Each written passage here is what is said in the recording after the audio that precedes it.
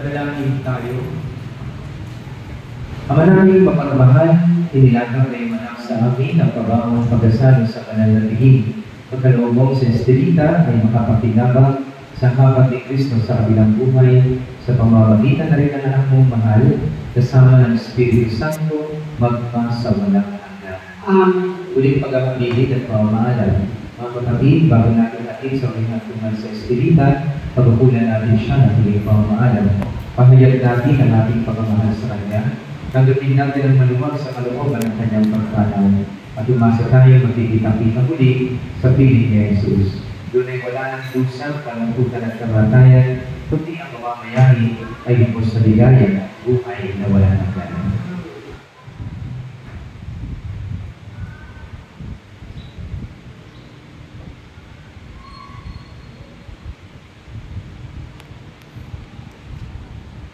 Kasunod kayo, ang hiling namin pumanaw sa piling ng buong mahal. Hiling namin pumanaw sa piling ng buong mahal. Mga anghel, mga banal, na nasa kalangitan, hali kayo at samahan. Ang hiling namin pumanaw sa piling ng buong Si Kristo ang mag-aangay sa banduan ni Abraham, ang buwan ay huminday. Ang hiling namin pumanaw sa piling ng buong Sa mahal. hilaw na walang hanggan, kakayapaan, kailan may pagkamiti ng may kapal. Ang hiling namin pumanaw sa piling ng buong Ang mahal. aming kapagmahal, iakabay namin sa iyo sa Estelita na pumanaw sa buhay na ito.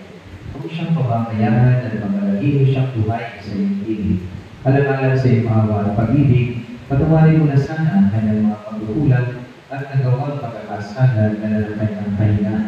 Manatili nawa siyang maligaya sa iyong piling, kasama ng iyong anak ng Espiritu Santo, magpasawalang hanggan. Amen. Paalam sa iyo, kapatid na pumanaw, mapasapihin ka nawa ang buong kayo. Ang pagpapala ng Diyos ay mahuli mo sa ngalan ng Ama at ng Anak at ng Espiritu Santo. Amen. Sa paraiso, magkikita muli tayo, samahan ka ng mga santo, kahit na may nakakila, tayo rin ay magsasama upang lagi tayo tuligaya sa piling ng Diyos Ama. Amen. Kapayapaan kay Kalban ng gawad at may kapal sa ibaw ang ating mahal, siya nawa ay sinayan ng ilaw ng mga hanggan. Amen. Tapos sa mga pag-iwag natin, nakikita ng tuloy sa inyo.